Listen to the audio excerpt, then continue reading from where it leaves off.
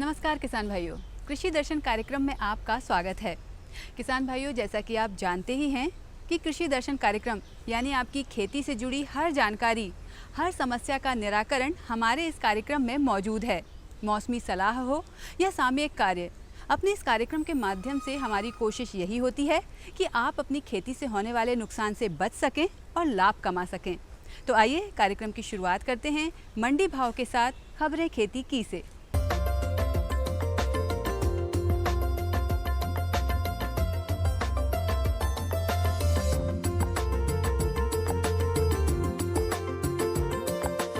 नमस्कार किसान भाइयों, खबरें खेती में आपका स्वागत है। आइए नजर डालते हैं आज की खास खबरों पर।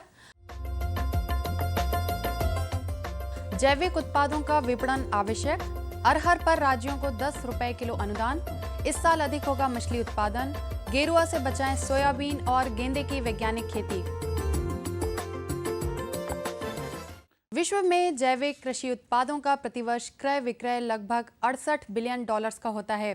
इसे देखते हुए जैविक खेती ब्रांड के रूप में मध्य प्रदेश को वैश्विक बाजारों में स्थान दिलाने के लिए शासन स्तर से व्यापक प्रयास किए जा रहे हैं। प्रदेश की जैविक कृषि नीति का व्यवहारिक प्रयोग भी खेतों में होता दिखाई दे रहा है, किंतु जैविक उत्पादों के विक्रय के लिए उत्पादक प्रमाणीकरणकर्ता और विपणनकर्ता के बीच समन्वय होना जरूरी है। प्रदेश में 6 नई कीटनाशक गुण नियंत्रण प्रयोगशालाओं में से एक को जैविक खाद और कीटनाशकों की जांच के लिए सुरक्षित किया जाना भी विचाराधीन है। दुग्ध महासंघ, मध्य प्रदेश कंसोर्शियम तथा विंध्य वैली हर्बल आदि के सहयोग से जैविक उत्पादों की मार्केटिंग बढ़ाई जाए। प्रमुख सचिव ने कहा कि जैविक कृषि में फसल विविधता के साथ ही उद्यानिकी, पशुपालन और मछली पालन आदि को भी सम्मिलित करें, जिससे कि किसान को पूर्णकालिक आय हासिल होती रहे। केंद्र सरकार आयातित अरहर दाल पर राज्यों को 10 रुपए किलो की सब्सिडी देगी। इसका मकसद इसके दाम को ज्यादा बढ़ने से रोकना है। कृषि मंत्रालय ने अतिरिक्त सचिव ने बताया कि अरहर दाल 77 रुपए किलो के भाव पर आयात की जा रही है। राज्यों को इसे 67 रुपए किलो के रेट पर दिया जाएगा। 15 सितंबर तक 5000 टन का आयात हो जाएगा। इसके अलावा 5000 किलो उड़द दाल का भी आयात किया जाना है। अक्टूबर के पहले हफ्ते से इसका आयात 86 रुपए किलो के भाव पर होगा। सरकारी कंपनी एमएमटीसी इसका आयात कर रही है। मध्य प्रदेश की मत्स्य विकास मंत्री सुश्री कुसुम महदिले ने मत्स्य महासंघ की बैठक में मछली पालन गतिविधियों की समीक्षा की। उन्होंने कहा कि प्रदेश में वर्षा अच्छी हुई है, इसलिए मछली का उत्पादन भी अधिक होना चाहिए। बैठक में बताया गया कि गत वर्ष की तुलना में इस वर्ष मत्स्य कृषकों द्वारा लगभग 25% अधिक मछली का उत्पादन होने की उम्मीद है। इस साल महासंघ के सभी 16 जलाशय में पर्याप्त मात्रा में पानी संग्रहित हुआ है। इससे मछली उत्पादन भी अधिक होगा। इस साल के लिए 7200 टन मछली उत्पादन का लक्ष्य रखा गया है। अब तक 2950 लाख स्पान का उत्पादन हो चुका है। इंदिरा सागर जलाशय में झींगा उत्पादन शुरू हो चुका है। विलुप्त प्राय चीतल एवं महाशीर प्रजाति की मछलियों के संरक्षण के लिए उनके बीज के संचयन की कार्यवाही की जा रही है। सुश्री महदिले ने मछुआ परिवारों के लिए लागू गंभीर बीमारी योजना की राशि को बढ़ाने के निर्देश भी अधिकारियों को दिए हैं। सोयाबीन में गेरुआ रोग अधिकांशतः अगस्त सितंबर में ही आता है। चूंकि इस समय निरंतर वर्षा होती है और आर्द्रता बढ़ जाती है, पत्तियों की निचली सतह में गेरुआ के धब्बे उभरे हुए दिखाई देते हैं। यदि इन धब्बों को हाथ से दबाएं तो रोरी की तरह लगेगा। गेरुआ के उपचार के लिए हेक्साकोनाजोल या प्रोपिनोकोनाजोल या ऑक्सीकार्बेक्सिन की 800 मिलीलीटर मात्रा को 800 लीटर पानी में मिलाकर घोल बनाएं, जिसे 10 दिनों के अंतर से इसका 2 छिड़काव निचली पत्तियों पर करें। बुवाई के 35 से 40 दिन बाद बचाव के लिए एक छिड़काव यदि किया जाए तो अच्छे परिणाम प्राप्त होंगे। गेंदे की खेती सभी प्रकार की जमीन में की जा सकती है। हाँ, इतना जरूर है कि भारी जमीन में जल निथार की व्यवस्था जरूरी है। फूलों की जरूरत 12 महीने होती है। पूजन से लेकर शादी विवाह तक इसकी जरूरत पड़ी होती है, इसलिए इसकी बाजार में मांग सदैव बनी रहती है। इसकी जातियां मुख्यतः अफ्रीकन एवं मैक्सिकन गेंदा होती है। इसके अंतर्गत अनेक किस्में होती हैं। किसान भाई यदि उन्नत किस्में लगाना चाहते हैं तो 1.25 किलो बीज 1 हेक्टेयर के लिए पर्याप्त होता है। यदि संकर किस्में लगाते हैं तो 700 से 800 ग्राम बीज पर्याप्त है। इसकी बोनी जून से सितंबर तक की जा सकती है। यदि कोई प्राकृतिक व्यवधान आता है तो बोनी का समय परिवर्तित भी हो सकता है। गेंदे का बीज क्यारियों में डालकर अंकुरित करें। इसके बाद 20 से 30 दिन के पौधों को मुख्य खेत में लगाएं। साथ ही गोबर खाद 150 से 200 quintal urea, 260 kilo, 475 kilo single super phosphate तथा 133 किलो म्यूरेट ऑफ पोटाश प्रति हेक्टेयर की दर से डालें। तो किसान भाइयों, खबरें खेती में फिलहाल इतना ही और चलते चलते एक नज़र डालेंगे आज के मंडी भावों पर। साथ ही मुझे दीजिए आज्ञा। नमस्कार।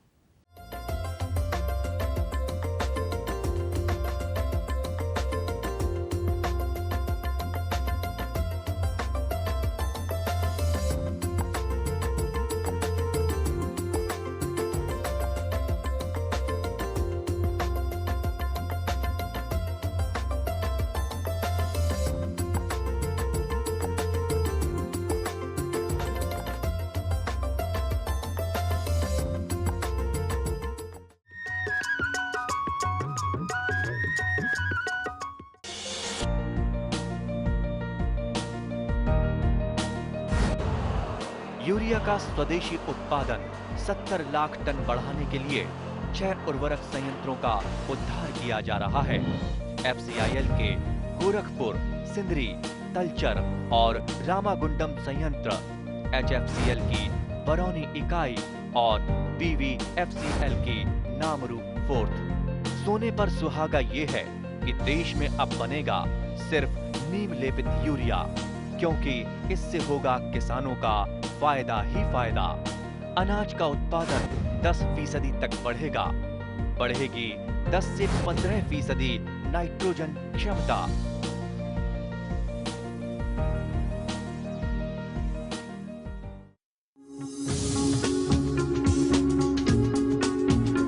कश्मीर से केरल, अरुणाचल से गुजरात, कहानी जिंदगी की हो या खेती की हो बात, देश के हर रंग की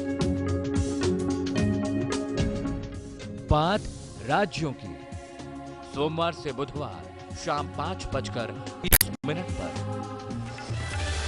डीडी किसान, बदलते भारत की शान।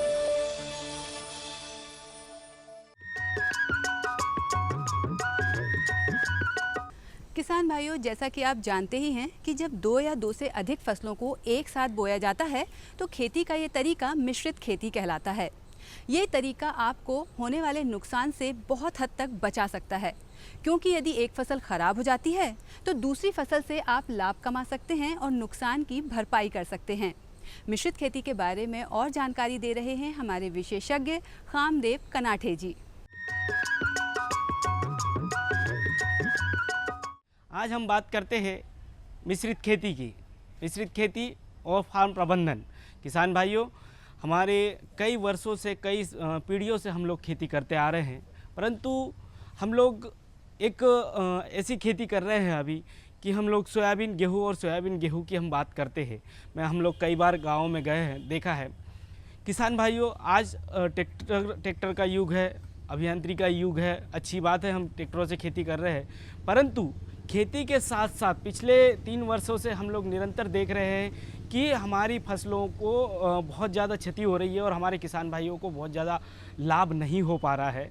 क्योंकि खेती, अगर हमको खेती को लाभ का धंधा बनाना है तो हमें मिश्रित खेती के ऊपर ध्यान देना होगा और खेती को प्रबंधन की ओर ध्यान देना होगा। मैनेजमेंट की अगर हम बात करें तो ध्यान देना होगा, और किसान तभी खेती को लाभ का धंधा बना सकता है, क्योंकि हमारे माननीय मुख्यमंत्री जी का भी सपना है कि खेती लाभ का धंधा बने। पर खेती को लाभ का धंधा बनाने के लिए किसान भाइयों, सबसे पहले किसान स्वावलंबी बने। किसान स्वावलंबी तभी बन सकता है जब किसान भाइयों के पास में स्वयं की खाद हो, स्वयं का बीज हो और स्वयं की दवा हो। प्रकृति ने हमें बहुत सारी ऐसी चीज़ें दी है जिसको हम उपयोग करके हम लोग स्वयं की खाद, स्वयं का बीज और स्वयं की दवा बना सकते हैं। हम दवा की अगर बात करते हैं तो कड़ू नीम की हम बात करते हैं, सीताफल की हम बात करते हैं, सीताफल की पत्तियों की हम बात करते हैं, हम लोग अकाव की पत्तियों की बात करते हैं, हम लोग बहुत सारे ऐसी पत्तियां हैं जो विषैली होती है, और करंज की पत्तियों की बात करते हैं। तो इसको कूट के हम लोग काढ़ा तैयार कर लेते हैं, और काढ़ा तैयार करके हम लोग कीट के ऊपर, हम ये इंतज़ार नहीं करते हैं कि पौधों पे कीट आएंगे तभी हम लोग स्प्रे करें। जैसे ही हमारी फसल 15 दिन की होती है, निरंतर हम लोग 8 दिन 7 दिन 8 दिन के अंतर से हम लोग सतत स्प्रे करते रहते हैं। तो ये कीटों से हम लोग निजात पा लेते हैं। तो ये हमारा कीटनाशक, इसी के साथ साथ कीट के साथ में पौधों में रोग भी आता है। तो रोगों के बचाव के लिए जैसे हम फार्म प्रबंधन की बात करते हैं, तो मिश्रित खेती की बात करते हैं, तो फसलों के साथ साथ हमें दुधारू पशुओं को पालना ही पड़ेगा, तभी हमको दूध भी मिलेगा, गौमूत्र भी मिलेगा। और ये गौमूत्र आपको फफूंदनाशक के रूप में बहुत ही अच्छा उसका रिजल्ट मिलेगा और कीट और रोगों के नियंत्रण के लिए आप इससे अच्छा निजात पा सकते हैं। अब बात करते हैं बीज। स्वयं के बीज के लिए किसान भाइयों को कृषि विभाग के माध्यम से अन्नपूर्णा और सूरज धारा योजना के अंतर्गत और फसल प्रदर्शनों की योजना के अंतर्गत आपको आधार बीज दिया जाता है, ताकि आप स्वयं के खेत में ग्रामीण कृषि विस्तार अधिकारी एवं वरिष्ठ कृषि विकास अधिकारियों के मार्गदर्शन में स्वयं का बीज तैयार कर ले। तो इस प्रकार से हम स्वयं का बीज तैयार कर हमारे आने वाली फसलों के लिए, आने वाले सीजन के लिए हम स्वयं का बीज तैयार कर सकते हैं। इसी प्रकार हम खेती की बात कर रहे हैं, खाद की बात कर रहे हैं, तो वर्मी कंपोस्ट एक ऐसा माध्यम है जो स्वयं की खाद बनाने को जो सिद्धांत है उसको चरितार्थ कर सकता है। तो ये टाके अगर हम पीड़ बना लेते हैं तो ये स्वयं की खाद बनाने की फैक्ट्री हमारे घर पे हो जाएगी। तो क्योंकि किसान के ऊपर जो सबसे ज़्यादा बर्डन होता है खेती में, वो खाद, बीज और दवा, ये सबसे ज़्यादा किसान को महंगा पड़ता है। और यही अगर किसान स्वयं की बनाने लगे तो अपनी लागत को बहुत कम उस स्तर तक पहुँचा सकता है कि उसको अनावश्यक होने वाली हानि से बचा जा सकता है। ये तो बात हो गई खाद, बीज और दवा की, किसान के स्वावलंबी बनने की। अगर हम बात करते हैं दूध की, किसान भाइयों, हम जो खेती कर रहे हैं, जो गेहूं का भूसा हमको पशुओं के लिए मिलता है और पशुओं से दूध हमको बेचने के लिए मिलता है, हमारे परिवार के लिए मिलता है। पहले हमारे गांव में सारी सुविधाएं होती थी, दूध होता था, मक्खन होता था, दही होता था, किसान के परिवार के जो बच्चे होते थे वो हष्ट पुष्ट हुआ करते थे। आज की तारीख में हम देखते हैं कि हमारे पास में दूध बहुत ही कम बचा है, क्योंकि हम खेती तो कर रहे हैं मगर पशु नहीं पाल रहे हैं। मगर किसान भाइयों, अगर हमको खेती करना है और खेती को हमको लाभदायक खेती में और फायदे की खेती में कन्वर्ट करना है, तो हमको पशुओं को, दुधारू पशु को पालना ही पड़ेगा, तभी हम खेती को लाभ का धंधा बना पाएंगे। क्योंकि पिछले 3 वर्षों से जो विपदाएं किसानों के ऊपर आ रही है, वो देखते हुए हमको ऐसा लगता है कि किसान कोई कम से कम 2 पशु 4 पशु दुधारू पशु अगर हम रखते हैं तो उससे हमको गोबर मिलता है, और गोबर से हम बायोगैस बनाकर हम लोग जलाऊ लकड़ी, जो अंधाधुंध हम जंगलों को काट रहे हैं, हमारे खेतों में लगे हुए पेड़ों को हम काट के जलाऊ लकड़ी के रूप में उपयोग कर रहे हैं। तो ये हमारी जलाऊ लकड़ी अगर उपयोग से बचेगी और पेड़ पौधे कटाई से बचेंगे तो हमारा पर्यावरण भी स्वस्थ होगा, और पर्यावरण स्वस्थ हो तो निश्चित रूप से समय पर वर्षा होगी, समय पर ठंड आएगी, समय पर ऋतु चालू होगी और समय पर किसानों को उत्पादन अधिक से अधिक मिलेगा। ये तो हम पर्यावरण की बात कर रहे थे। तो पर्यावरण से ही जुड़ा हुआ हमारा जो जैविक खेती है, खेती को लाभ का धंधे की बात करते हैं, तो ये सारी चीज़ें पर्यावरण से ही निकल के आती है। तो पर्यावरण को लाभ मिलेगा बायोगैस अगर हम बना लेते हैं, तो इस पर भी कृषि विभाग द्वारा अनुदान दिया जाता है। बहुत ही किफ़ायती और फ़ायदेमंद चीज़ है।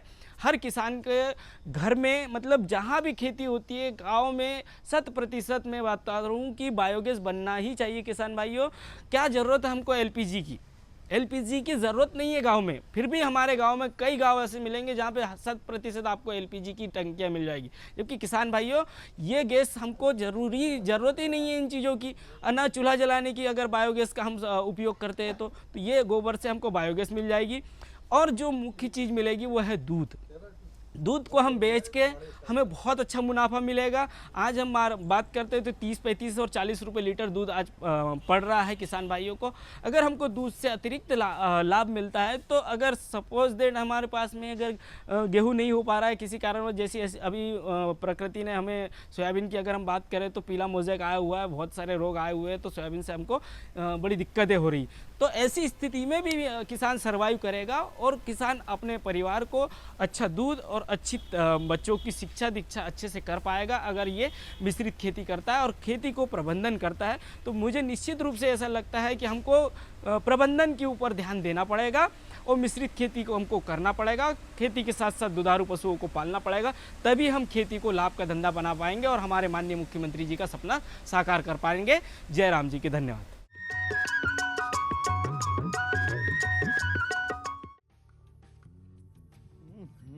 सब्जी में मसाला ज्यादा है। कितनी बार कहा है कि जितनी जरूरत हो बस उतना ही डाला करो। अरे मुझसे तो ऐसा कभी कभार होता है। और तुम जो हमेशा खेत में अनाप शनाप कीटनाशक डालते हो, उसका क्या?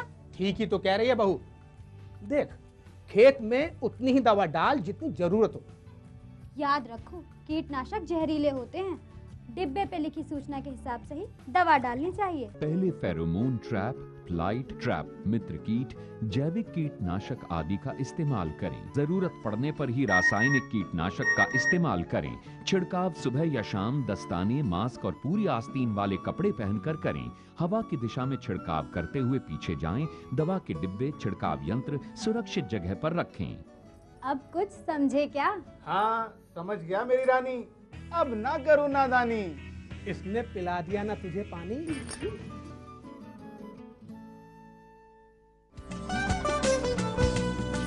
कौन कौन सी हैं सरकारी योजनाएं? कैसे उठाएं इनका लाभ? जानिए अपने गांव का हाल। देखिए चौपाल चर्चा, सोमवार से शुक्रवार सुबह 9 बजे। डीडी किसान, बदलते भारत की शान।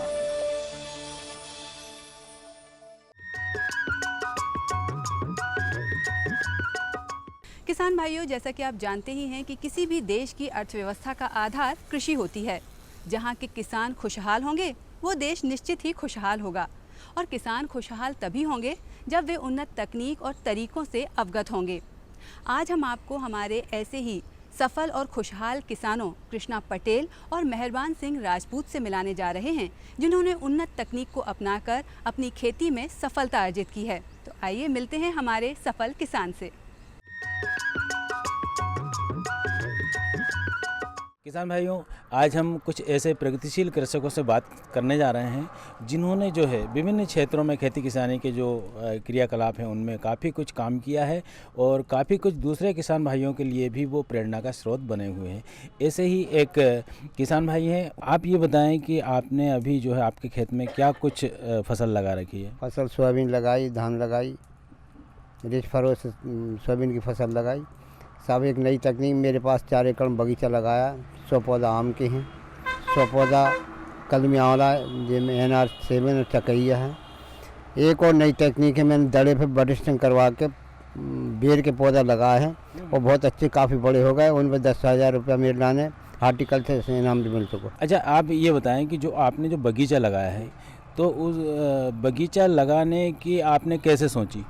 बगीचा लगाने की सोचे कि अपन सोयाबीन और गेहूँ चना में इतना मुनाफा मिल नहीं रहा, हमेशा मुनाफा मिलना चाहिए, इसलिए 100 पौधा मैंने आम के लगाए और हार्टिकल्चर से संबंध करके नहीं, हार्टिकल्चर साथ इस बगीचा नर्सरी से लाए।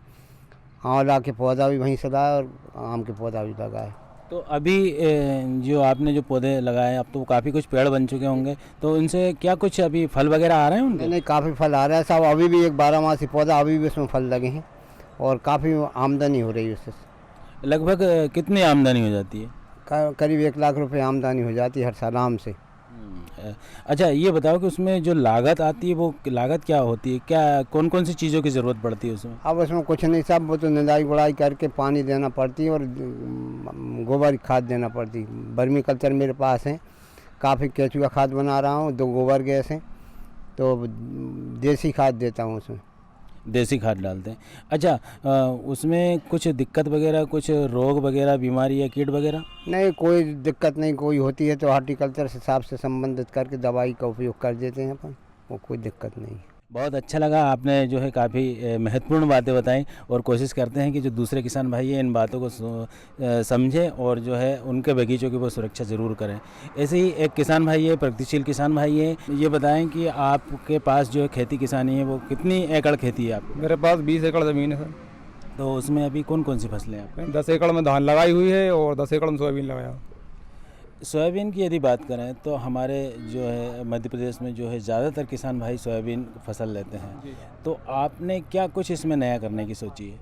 इसमें पहले क्या है, हम लोग जो सभी लोग बोते थे उसी तरीके से बोते थे, लेकिन हमने कृषि विभाग की थोड़ी सलाह मशवरा से फेरों से लगाया हुआ है, तो बहुत अच्छा सोयाबीन है और उसमें कोई बीमारी भी नहीं है। अच्छा, और धान है आपके खेत में लगाई? धान भी लगाई हुई मैंने, SRI पद्धति से धान लगाई है और धान भी बहुत अच्छी है उसमें। अभी इस समय 30 से लेकर 40 तक कल्ले निकल गए हैं उसमें, और कोई रोग नहीं है। आज 35-40 दिन की धान हो गई है।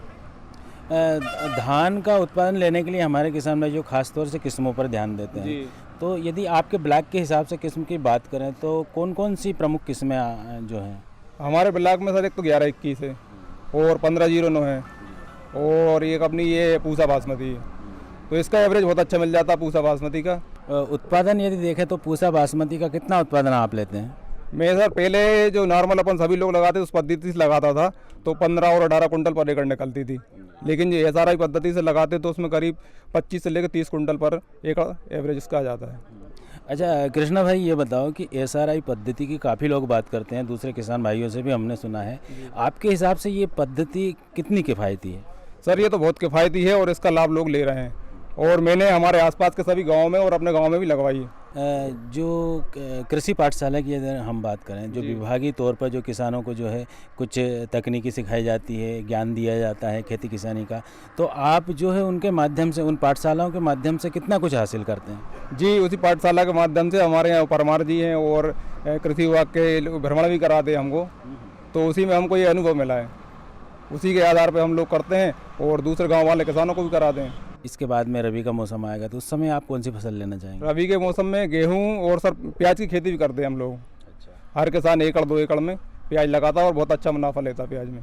तो किसान भाइयों, जैसा कि इन प्रगतिशील किसानों की हमने बातचीत सुनी तो लगता है कि खेती किसानी जो है काफ़ी जो है लाभ का धंधा है। बहरहाल हम आपस में मिलजुल कर अपनी समस्याओं को सुलझाएं और जो भी योजनाएं आती हैं उन योजनाओं को भरपूर लाभ उठाएं।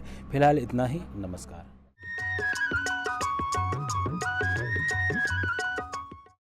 होगी बदलाव की अब शुरुआत, सुधरेंगे तेरे हालात।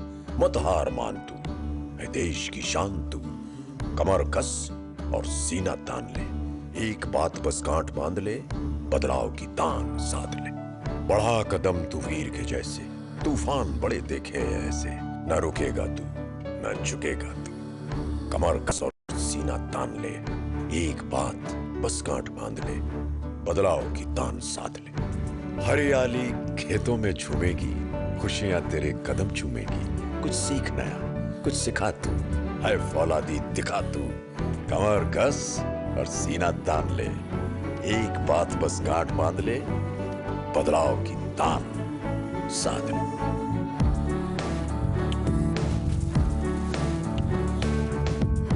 दूरदर्शन किसान, छेड़ो बातें बदलाव की। पशु नहीं अभिमान है, किसान भाई की शान है। आय का है माध्यम, परिवार का सम्मान है। पशुपालन पर आधारित विशेष प्रोग्राम हमारा पशुधन, गुरुवार और शुक्रवार शाम 5:30 पर। DD किसान, बदलते भारत की शान।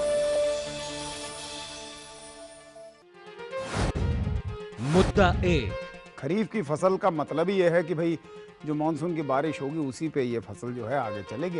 राय अनेक, फसलों का और प्रजातियों का चुनाव सही से करें।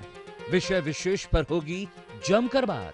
कैसी भी परिस्थिति आएगी तो किसान डटा रहेगा, किसान डटा रहेगा तो देश के लिए अन्न पैदा होता रहेगा। देखिए विचार विमर्श शुक्रवार शाम 7:30 पर। DD किसान, बदलते भारत की शान।